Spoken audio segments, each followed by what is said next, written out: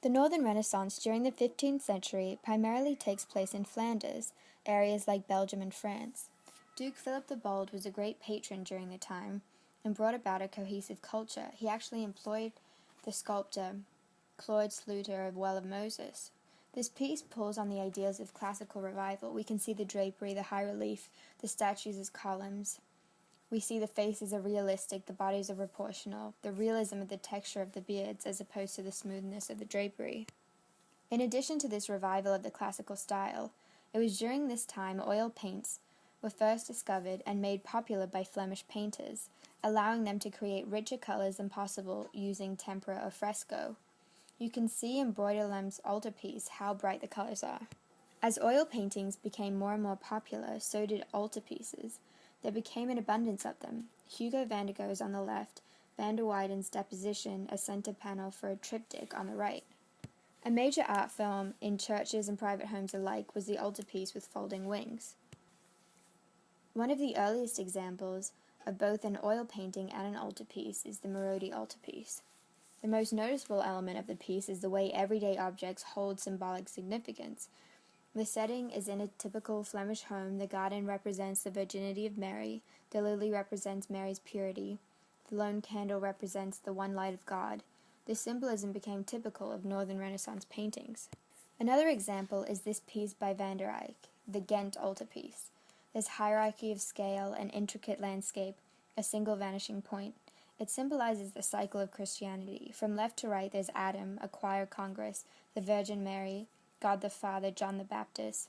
Adam and Eve are shown simply, but with elongated bodies, a connection to Gothic. Yet on the front, there's a huge connection to the classical period with the marble statues. Although many pieces were overtly Christian, there were secular pieces too. Nonetheless, all pieces had symbolism and crucial attention to detail. Van Eyck's self-portrait as well as Giovanni and his Bride are both totally secular works. He, with others, established portraiture as an important art form in the 15th century Flanders.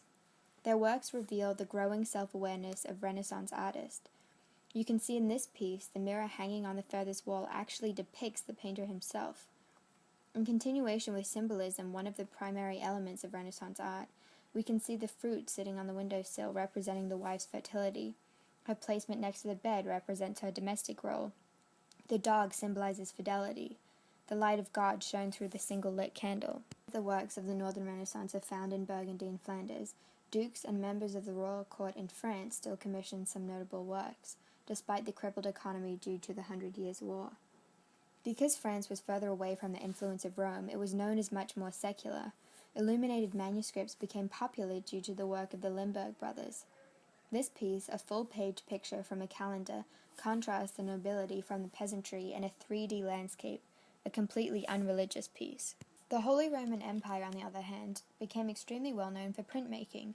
The printing press had just been invented in Germany and was soon used to produce books with woodcut illustrations, seen in the Nuremberg Chronicle, a narration of the history of the world, with one of the pages seen here. The late Gothic style remained popular in Germany during this time, and the lacy, elaborate detailing of this engraving of Saint Anthony being tormented by demons is no exception. As the century came to an end, the Renaissance was still at its height in the Holy Roman Empire. Although widespread dissatisfaction with the Church in Rome led to the Protestant Reformation and the splitting of Christendom in half, monarchs still used art and architecture to glorify reigns and promote a strong sense of cultural and political unity among subjects. This work in particular emphasizes this glorification of rule.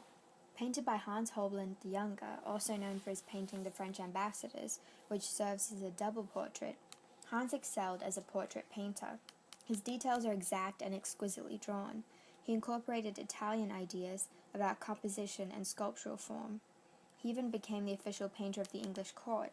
In both pieces, his strong sense of composition, linear patterning, and overall gift for portraiture is evident. Also, the element of symbolism is not lost, most clearly seen in the distorted skull that lays on the floor. Since the invention of the printing press, prints became even more popular than before with the rise of Albert Dürer, the greatest printmaker of the Holy Roman Empire. His work ranged from biblical subjects seen in his Four Apostles, an oil on wood made of 2 panels, to botanical subjects seen in his great piece of turf, as he vacillated between printmaking and painting. One of his most noticeable works is The Fall of Adam and Eve. One of his earliest masterpieces, this work represents the first distillation of his studies of the Vitruvian theory of human proportions, a theory based on arithmetic ratios. The two figures are clearly idealized, outlined by technically sound lines. Other German artists, such as Albert Alderfer, achieved fame as landscape painters, seen perfectly in his Battle of Isis. The Netherlands was also prosperous. Much of Netherlandish art of this period provides a picture of contemporary life and values, epitomized in this piece entitled Butcher's Stall. At first the piece seems to be a straightforward genre scene, but includes the Holy Family offering alms to a beggar in the background. The painting provokes a stark contrast between gluttony and religious piety. Peter Bruegel the Elder became popular due to his landscapes. For example, his piece, Netherlandish Proverbs, serves as an image full of individual stories and different sayings. We can see someone living loaf to loaf, someone crying over spilled milk, all human tendencies that Bruegel is making fun of. Nonetheless, it is not a condemnation. We are laughing too. Known for his warm colors, Bruegel's Hunters in the Snow work is no exception. Even the sky has a warmish tint to it. Bruegel continues with his depiction of everyday life, illustrating the seasons, with this piece showing December and January. Although the figures have specifics to body and form, they don't have any description of who they are as individuals. However, we do get a sense of atmosphere in the realism of the alpine landscape.